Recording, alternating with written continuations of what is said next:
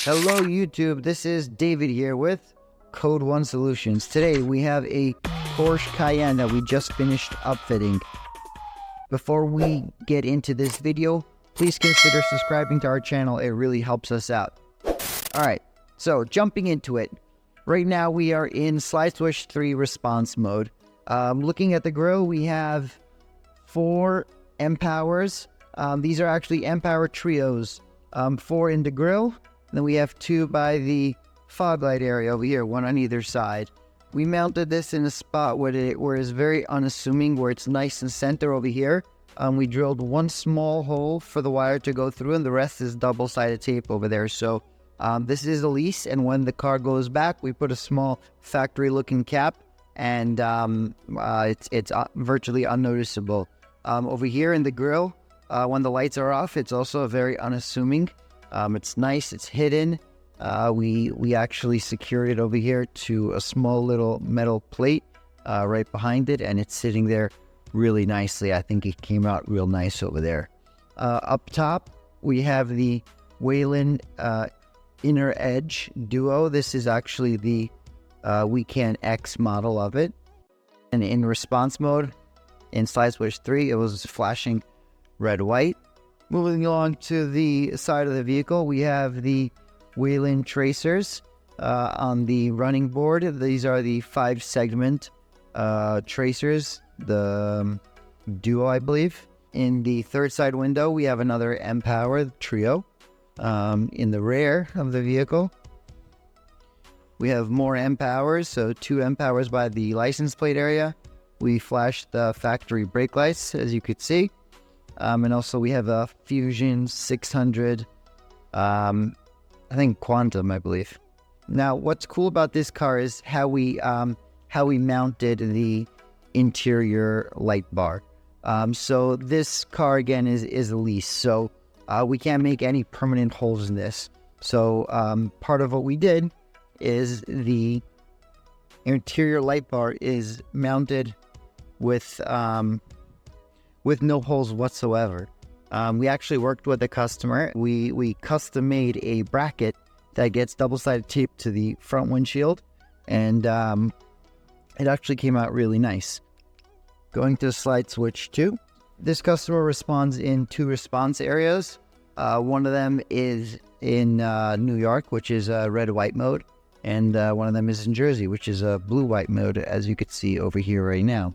So the M-Powers now, they only activate in blue for the front. The inner edge is a Duo, so we only turned on the whites. Tracers, we only activated the whites on these. And the third side window, again, only the blue is on. And over here, only blue, keeping it nice and simple. In terms of the flash patterns, the M-Powers are controlled from the Smart Logic flasher. So it's kind of like a funky pattern that we put it on. The red is on a steady and the white is flashing.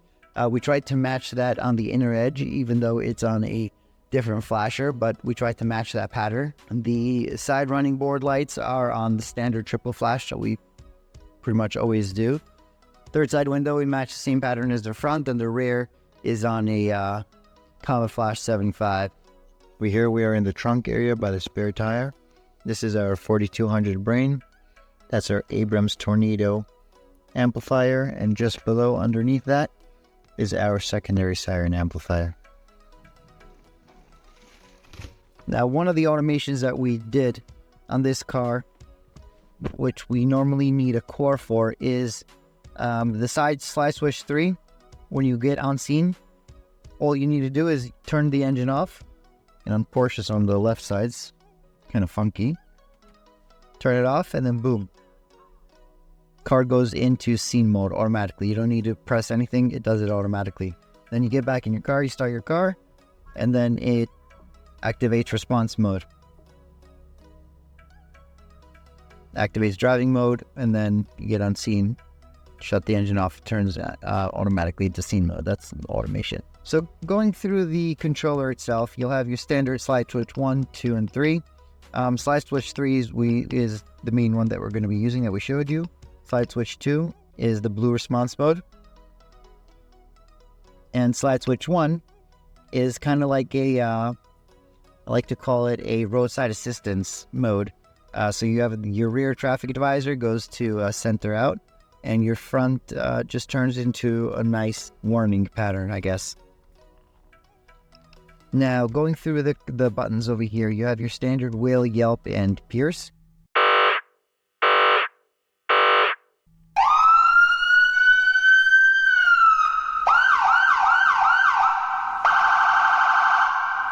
So those are all pretty standard. Hands-free. We got to put in a new sticker over there. Customer actually requested to have a mechanical, so we programmed that to be mechanical.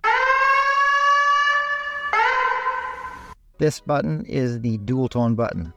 So if you press this, anytime you press one of these tones, it adds the next tone. So whale. So when you press just whale and the dual tone is off, it turns on only the whale. If you have this on, it will turn on the whale and the Yelp. So you have a listen. Regular whale with this.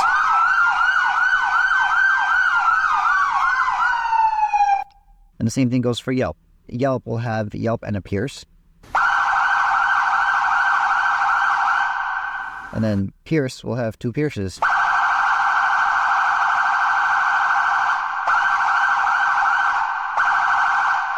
It's a very subtle difference. If you actually pay close attention, you'll be able to hear it. And then this button over here is the Howler. So it's not an actual Howler. This is a Porsche. It's a very compact car. There's a big engine. There's very little room for anything in the front bumper. So we actually went with a Abrams Tornado. It's a great solution for a car that you have very little room. They make smaller, low-frequency sirens.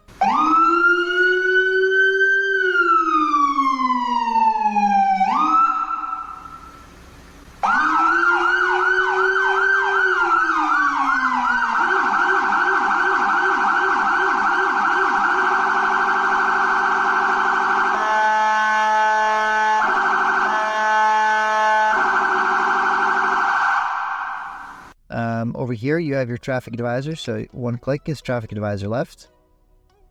Second click, traffic advisor right. Third click is center out. And then fourth click is back off again. Code red is a steady cruise flash. So it's steady, and then every so often it goes. This is your takedown button. Turns on everything in white. About the outfit. So this is a repeat customer that came back to us, and they already had a HHS 4200 in their last car, and they said that they wanted to add in a few more stuff, and they wanted to add in the front interior bar, the tracers, the rear bar, the M powers, and the HHS 4200 they already had for their previous car. So they didn't want to really pay to upgrade to the core. They wanted to keep their existing siren system, but they wanted to add in, like I said, the inner edge, the running boards, and the rear bar. So what we did was we got them the Wecan X interior bar and the Wecan X tracers, and we put those actually on external flasher on a Wecan X control point, and then the front end powers we flashed on a Smart Logic flasher. This way the customer doesn't have to pay to get an extra core, and then they're stuck with their last HHS 4200. But the interior bar and the tracers, we ordered them the Wecan X, so in the future, if they do want to upgrade to the core, they have the ability to do so very easily. And that's pretty much it for this one. If you found this video helpful or entertaining, or even just insightful, please give us a thumbs up. It really helps out our channel.